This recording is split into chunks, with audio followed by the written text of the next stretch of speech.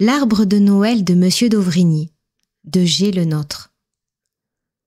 Avrigny est le nom d'un bourg de la Thiérache, là-bas, tout à l'extrémité du département de l'Aisne, dans cette contrée un peu sauvage, qui confine à l'Ardenne et touche la Belgique.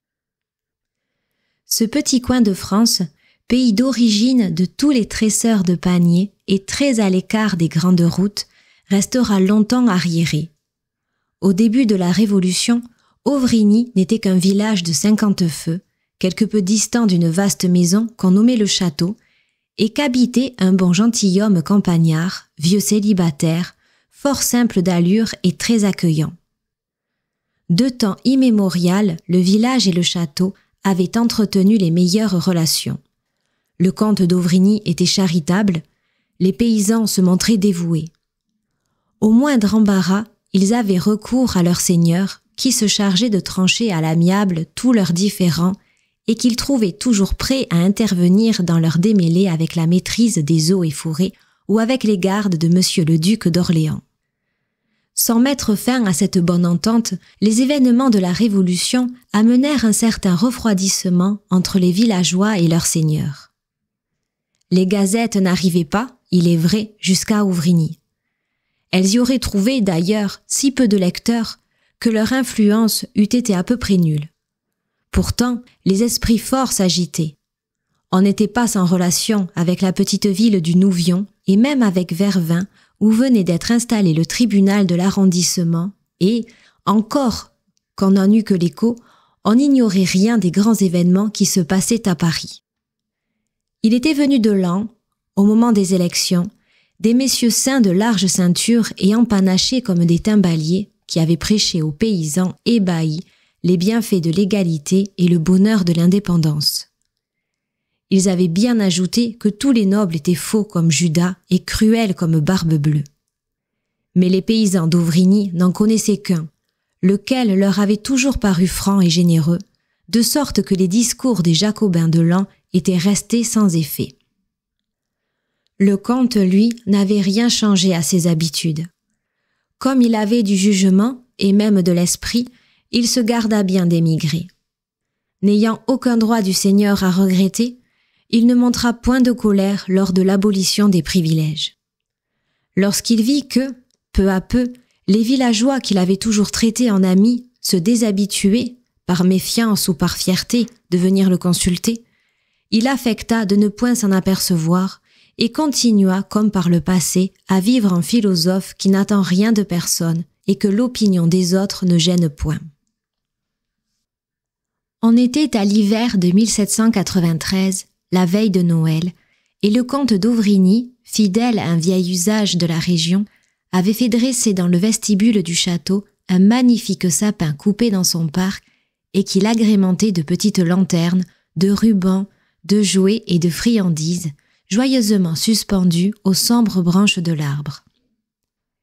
Il était de tradition, chaque année, que les enfants du village, sous la conduite de leurs parents, vinssent faire la cueillette de ces merveilles, à laquelle succédait un succulent goûter de crème et de pâtisserie.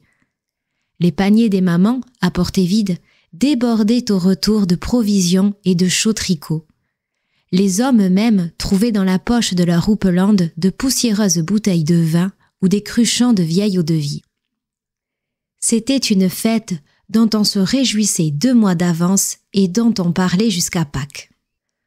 Or, en cette année de malheur, le comte n'avait pas cru devoir renoncer à cette charitable coutume, encore qu'il s'aperçut bien, depuis quelque temps, que la mésintelligence s'accentuait entre le village et le château.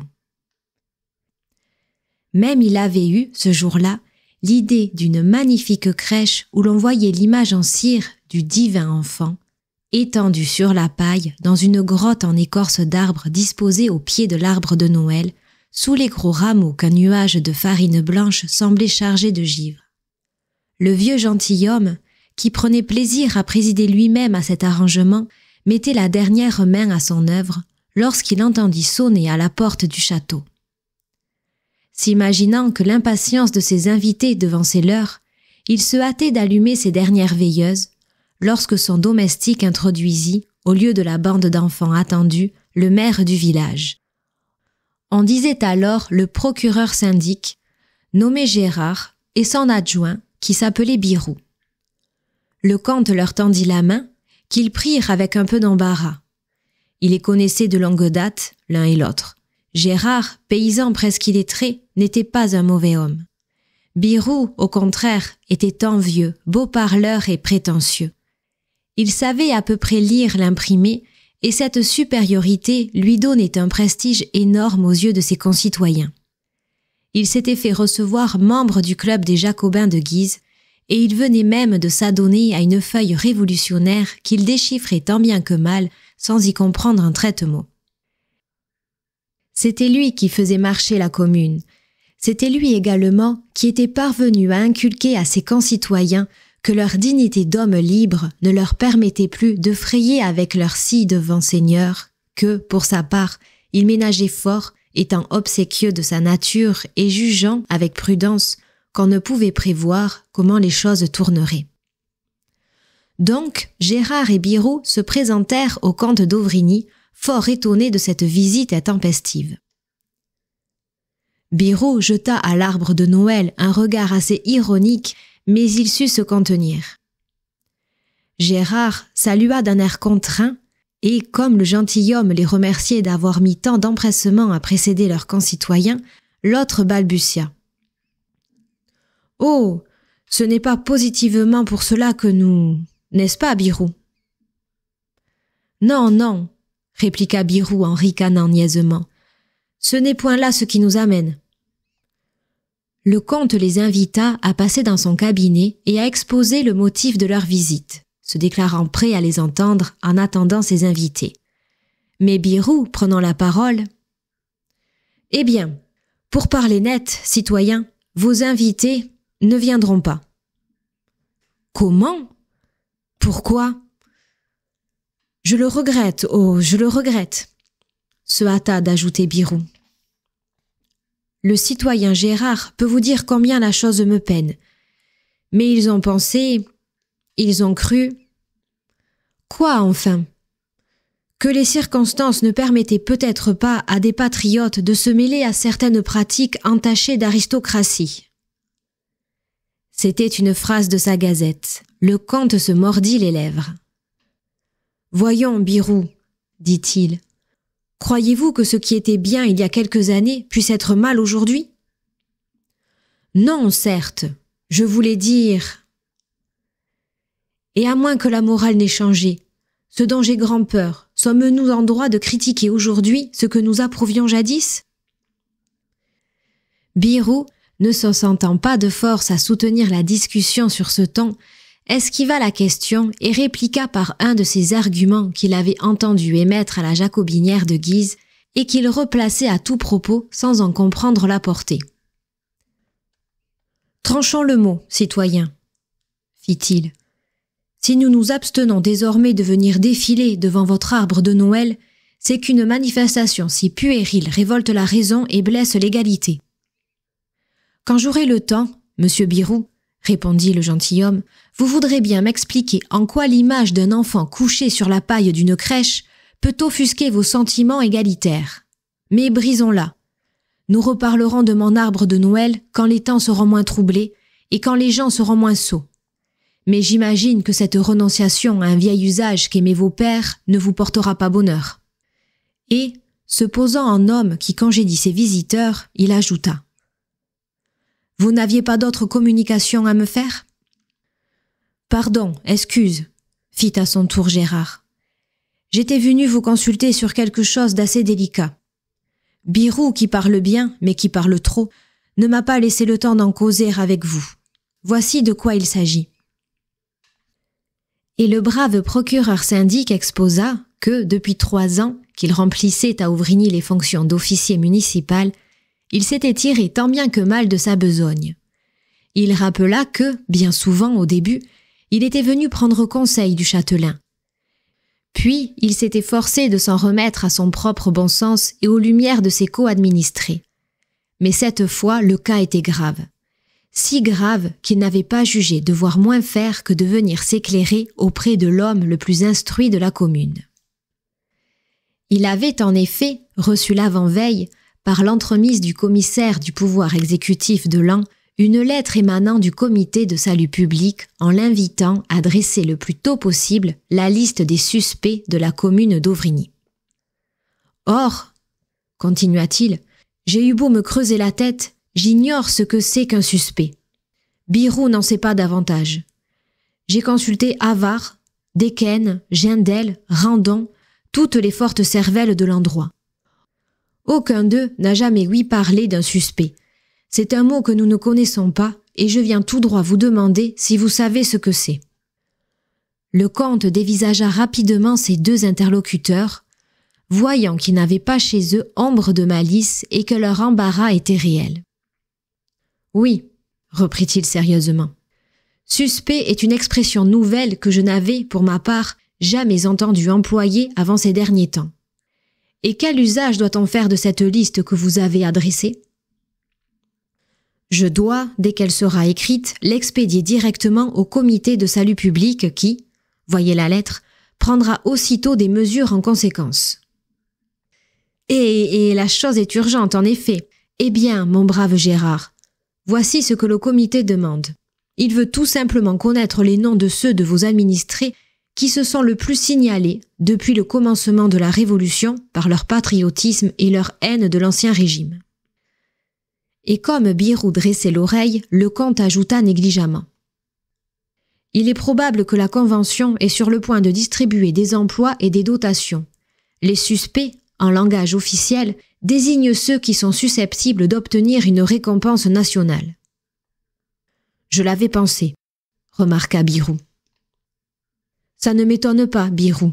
Comme vous me l'avez dit récemment, la République a terrassé l'hydre du fanatisme et triomphé de tous ses ennemis. Elle n'a plus maintenant qu'à songer à ses amis, et vous voyez qu'elle ne les oublie pas. Je n'ai qu'un regret, c'est de ne pouvoir figurer sur cette liste d'honneur. Bah, insinua bonnement Gérard, si ça vous faisait bien plaisir. Non pas, diable. Mon nom d'aristocrate vous desservirait sûrement auprès du comité. D'ailleurs, je n'ai rien fait pour mériter de le voir à côté des vôtres, à vous qui avez lutté pour la liberté. Le maire paraissait prodigieusement embarrassé. « Alors quoi ?» fit-il sur cette liste de suspects. Drôle de mot. « Je vas y mettre Birou. »« Excellente idée, mettez-le en tête. »« Allons, allons, » ajouta le comte en se tournant vers Birou qui minaudait. « Ne faites pas le modeste, ça vous revient de droit. Tenez Gérard, placez-vous à ma table et écrivez sur le champ. Liste des suspects de la commune d'Auvigny. » Le paysan, de ses gros doigts, traçait en caractères énormes les mots qu'il épelait à demi-voix. Il s'appliquait si bien que la sueur perlait à son front et que sa langue pendait entre ses dents. Enfin, il en sortit à son honneur. « Là, voilà le titre. Maintenant, les noms. Birou d'abord. Puis, qui encore ? Je ne peux pas n'en donner qu'un, ce serait mesquin. » « Évidemment, » approuva le comte, « vous auriez l'air de lésiner. Mais voyons, vous me citiez tout à l'heure Arvar, qui crie « à la lanterne !» quand je traverse le village. C'est un bon celui-là. Et Randon, qui braconne tous mes faisans sous le prétexte que le droit de chasse n'existe plus. Encore un qui est un chaud partisan du nouveau régime. Et Gendel, qui a abattu la croix du cimetière. Et Desquesnes, qui nous tutoie tous et n'ôte plus sa casquette par la raison que la politesse est l'ennemi de l'égalité. En voilà qui ont donné des gages au nouveau régime. Gérard écrivait chacun des noms qu'avait cités le comte. Quand il eut terminé, il leva la tête d'un air satisfait. « Si j'y mettais également mon nom, » fit-il.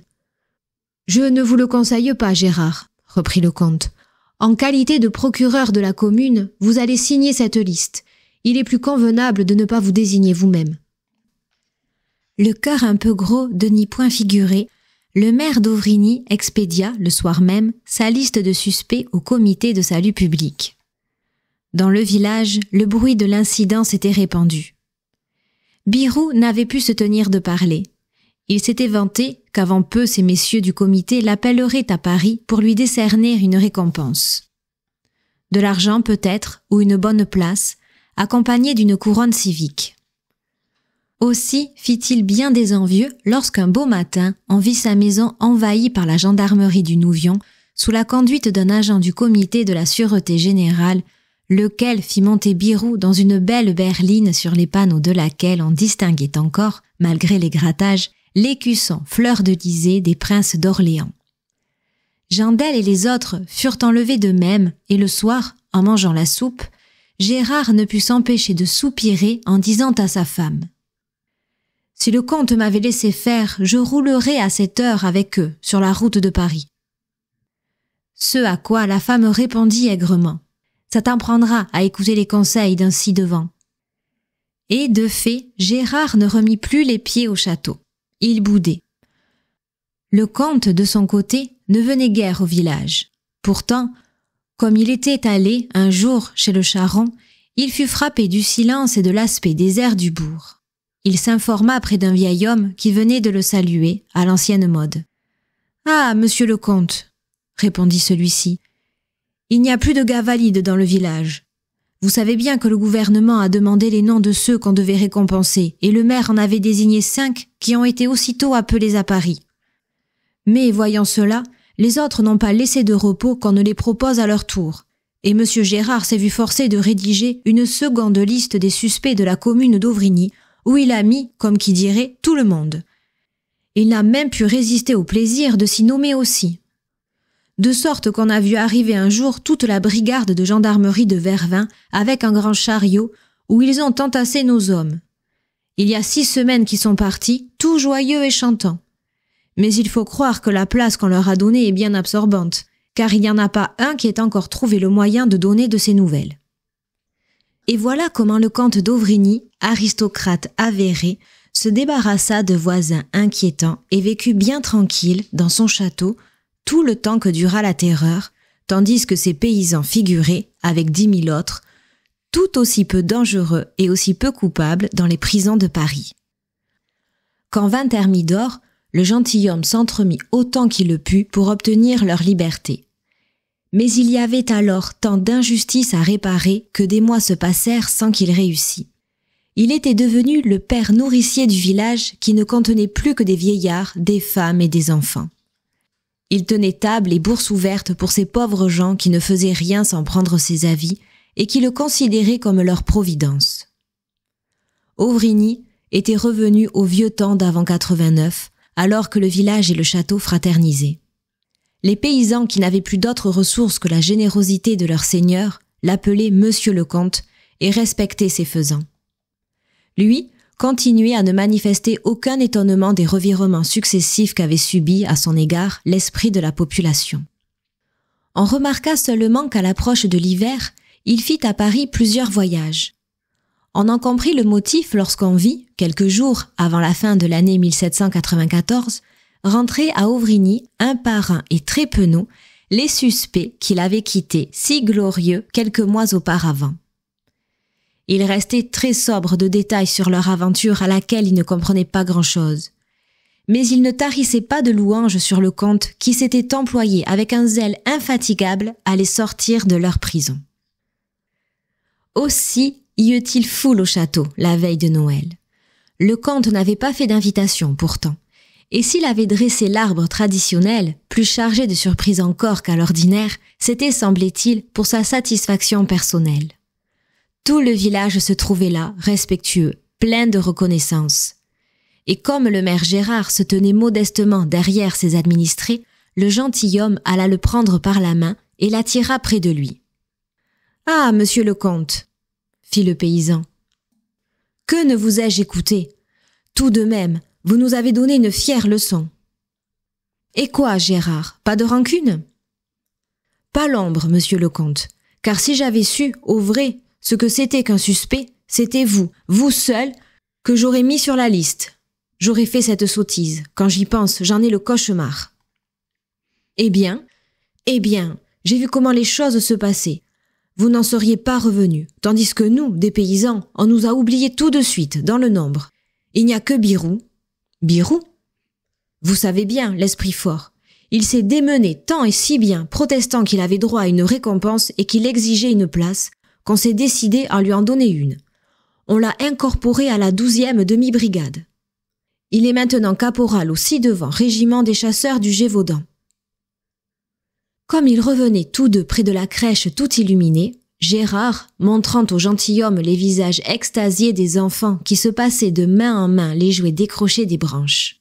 « Et peut-être bien, monsieur le comte, ajouta-t-il, qu'il donnerait tout de suite ses galons pour être ici ce soir avec nous. »